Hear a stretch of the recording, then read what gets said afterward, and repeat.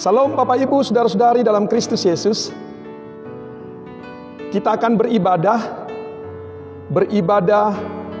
untuk kenaikan Tuhan Yesus Kristus di hari Kamis tanggal 21 Mei 2020. Tema yang kita angkat di dalam hari kenaikan Tuhan Yesus Kristus ini adalah menantikan Tuhan. Sebelum kita mendengarkan firman Tuhan, marilah kita beribadah, memuji, dan menyembah Tuhan. Roh Kudus, Kau hadir di sini. Roh Kudus, ku mengasihi-Mu. Kau lembut, Kau manis, Kaulah penghiburku, penolongku, diutus Bapakku. Roh Kudus, Kau hadir. Roh Kudus, Kau hadir di sini. Roh Kudus, ku mengasihi-Mu. Kau lembut ya Tuhan. Yes. Kaulah penghiburku, penolongku, diutus Bapa. Ku buka hati untuk Roh-Mu Tuhan. Ku buka hati, yes Tuhan. Jamahlah kami, penuhi kami dengan kuasa Allah Maha Tinggi. Ya Tuhan, oh Roh Kudus, yes Lord. Roh Kudus, Kau hadir di sini. Amin Tuhan. Roh Kudus, ku mengasihi-Mu. Kau lembut, Kau manis, Kaulah penghiburku, penolongku, diutus.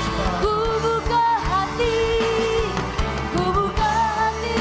untuk Roh-Mu Tuhan. Ku buka hati, ya Tuhan. Oh jamahlah kami, penuhi kami dengan kuasa Allah Maha.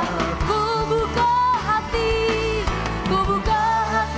untuk Roh-Mu Tuhan. Ku buka hati menyembah-Mu Yesus. Jamahlah kami, yes Tuhan. Penuhi kami dengan kuasa Allah Maha. Ku buka hati untuk Roh-Mu Tuhan. Ku buka hati kami ya Tuhan. Oh menyembah-Mu Yesus. Oh jamahlah kami, penuhi kami dengan kuasa Allah Maha. Angkat kedua tanganmu, katakan, ku buka hati.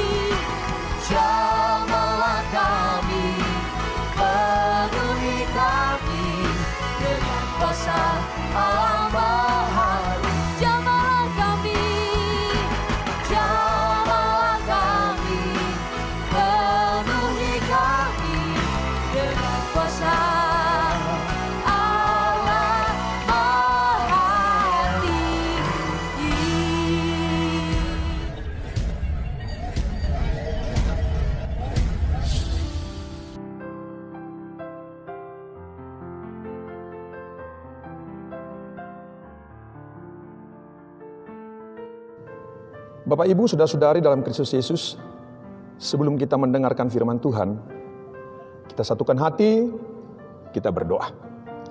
Bapa di sorga, di dalam nama Tuhan Yesus Kristus, curahkan roh hikmat dan wahyu kepada kami supaya kami dapat mengerti, memahami kebenaran firman-Mu dengan mudah dan sederhana.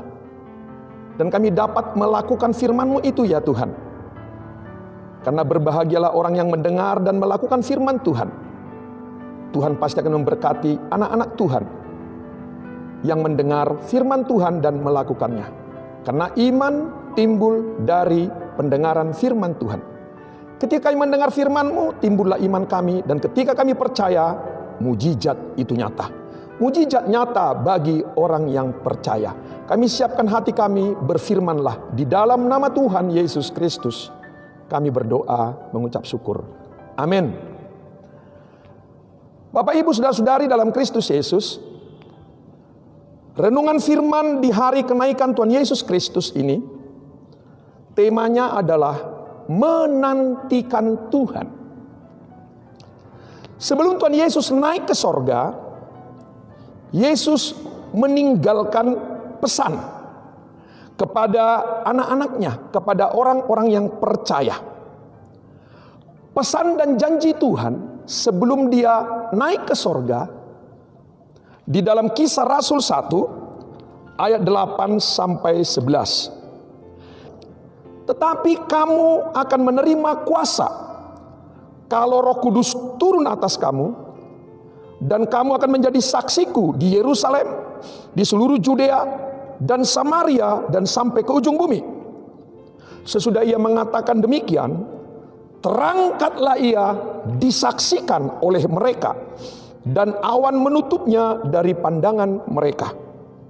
Ketika mereka sedang menatap ke langit waktu ia naik itu, tiba-tiba berdirilah dua orang yang berpakaian putih dekat mereka, itu malaikat, dan berkata kepada mereka, "Hai orang-orang Galilea, mengapakah kamu berdiri melihat ke langit? Yesus ini yang terangkat ke sorga meninggalkan kamu akan datang kembali dengan cara yang sama seperti kamu melihat dia naik ke sorga." Bapak Ibu saudara-saudari dalam Kristus Yesus, janji Tuhan, pesan Tuhan sebelum dia naik ke sorga, kamu akan menerima kuasa kalau Roh Kudus turun ke atas kamu. Dalam perjalanan hidup ini Bapak Ibu, kita tidak mampu dengan kekuatan kita sendiri menjalani hidup ini. Kita butuh kuasa dari Tuhan, yaitu Roh Kudus. Itulah yang dijanjikan oleh Yesus. Kita akan menerima kuasa kalau Roh Kudus turun atas kita.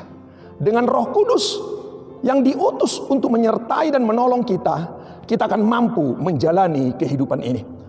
Apa peran Roh Kudus di dalam kehidupan kita ini, di dalam menjalani kehidupan kita ini?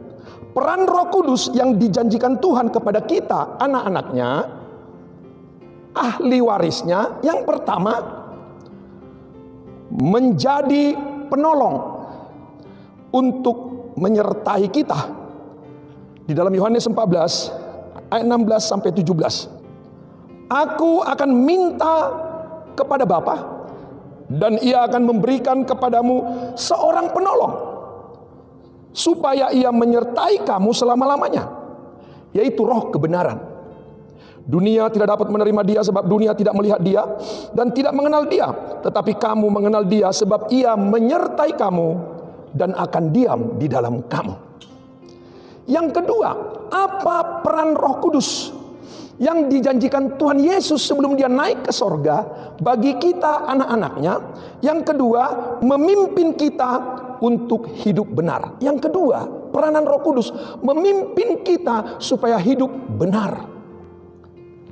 Yohanes 16 ayat 13 berkata begini, tetapi apabila ia datang, yaitu Roh Kudus, Roh kebenaran, ia akan memimpin kamu ke dalam seluruh kebenaran, sebab ia tidak akan berkata-kata dari dirinya sendiri, tetapi segala sesuatu yang didengarnya itulah yang akan dikatakannya, dan ia akan memberikan kepadamu hal-hal yang akan datang.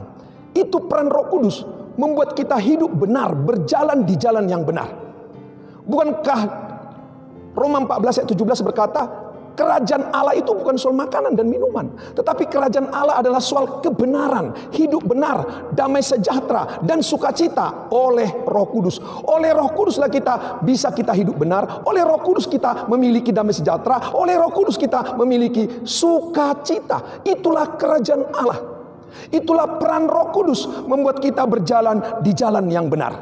Amsal 4 ayat 18 berkata, jalan hidup orang benar akan seperti cahaya fajar yang kian bertambah terang sampai rembang tengah hari. Demikianlah janji Tuhan kepada orang yang hidup berkenan dan benar di hadapan Tuhan.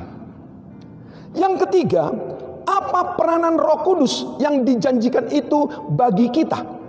Supaya kita menjadi saksi Kristus. Supaya kita menjadi saksi Kristus. Dalam Kisah Rasul 1 ayat 8 tadi itu, kamu akan menerima kuasa kalau Roh Kudus turun atas kamu. Kamu akan menjadi saksiku di Yerusalem, di Judea, Samaria, sampai ke ujung bumi. Roh Kudus berperan membuat kita harus bersaksi. Inilah pesan Tuhan. Inilah amanat agung daripada Tuhan Yesus Kristus. Pergilah, bersaksilah, jadikanlah semua bangsa muridku. Demikian firman Tuhan. Bahkan Rasul Paulus berkata dalam 1 Korintus 9 ayat 16, karena jika aku memberitakan Injil, bersaksi, aku tidak mempunyai alasan untuk memegahkan diri, sebab itu adalah keharusan bagiku. Celakalah aku jika aku tidak memberitakan Injil. Memberitakan Injil, bersaksi tentang Kristus, itu adalah keharusan bagi kita anak-anak Allah, bagi kita orang-orang yang percaya. Bahkan Rasul Paulus mengatakan dalam Filipi 1 ayat 21-22, karena bagiku hidup adalah Kristus dan mati adalah keuntungan. Tetapi jika aku akan hidup di dunia ini, itu berarti bagiku bekerja, bersaksi, memberi buah. Yang kedua, menantikan Tuhan itu adalah menantikan kedatangannya yang kedua kali. Kisah Rasul 1 tadi ayat yang ke-10 sampai ayat yang ke-11 dikatakan begini. Ketika mereka sedang menatap ke langit, waktu ia naik, Yesus naik, tiba-tiba berdirilah dua orang yang berpakaian putih dekat mereka, itu malaikat. Dan berkata kepada mereka, hai orang-orang Galilea, mengapakah kamu berdiri melihat ke langit? Yesus ini yang terangkat ke sorga, meninggalkan kamu, akan datang kembali. Akan datang kembali dengan cara yang sama seperti yang kamu lihat dia naik ke sorga. Menantikan Tuhan artinya menantikan kedatangannya yang kedua kali. Bagaimanakah sikap kita, pola hidup kita dalam menantikan Tuhan yang kedua kali?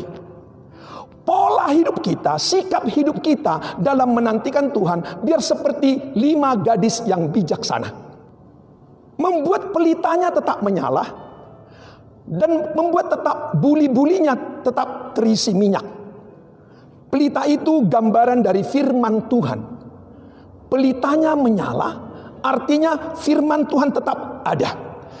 Mazmur 119 ayat 105 berkata begini, firman-Mu pelita bagi kakiku dan terang bagi jalanku. Urap minyak itu menggambarkan tentang urapan. Minyak itu menggambarkan urapan. Jadi tetap ada minyak dalam buli-buli, artinya ada urapan, ada Roh Kudus. 1 Samuel 16 ayat 13 berkata begini. Ketika Samuel mengurapi Daud dengan minyak, sejak saat itu berkuasalah Roh Tuhan atas Daud. Jadi minyak itu menggambarkan tentang urapan kuasa Roh Kudus. Jadi sikap kita dalam menantikan kedatangan Tuhan yang kedua ini seperti 5 gadis yang bijaksana, hidup diterangi oleh firman Tuhan dan dipimpin oleh Roh Kudus. Roma 8:14 berkata begini, semua orang yang dipimpin Roh Allah adalah anak Allah. Semua orang yang dipimpin Roh Allah adalah anak Allah. Selamat menantikan janji Tuhan dan menantikan kedatangan Tuhan yang kedua kalinya. Yesaya 40:31 berkata, Tetapi orang yang menanti-nantikan Tuhan mendapat kekuatan baru. Mereka seumpama raja wali yang naik terbang dengan kekuatan sayapnya. Mereka berlari dan tidak menjadi lesu. Mereka berjalan dan tidak menjadi lelah. Demikianlah firman Tuhan menjadi bekal bagi kita pada hari kenaikan Tuhan Yesus Kristus yang kedua ini. Selamat menantikan Tuhan, selamat menantikan janji Tuhan. Tuhan memberkati kita. Salam.